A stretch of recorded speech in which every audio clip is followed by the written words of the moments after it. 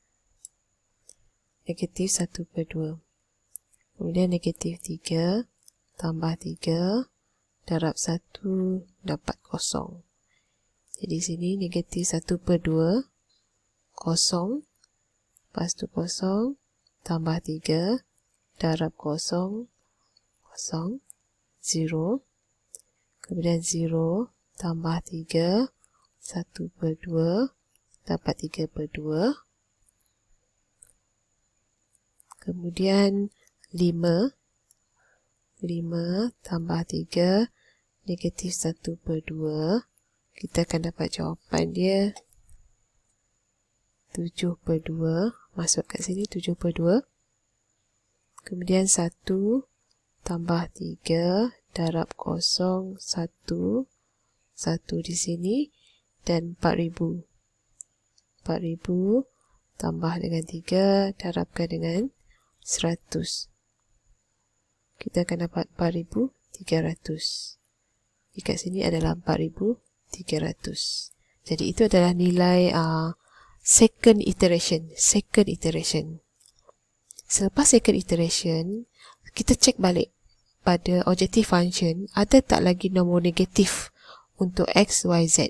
Dan sekarang kita tengok masih ada nombor negatif dekat sini. Bila masih ada nombor negatif, kita mula dengan third iteration.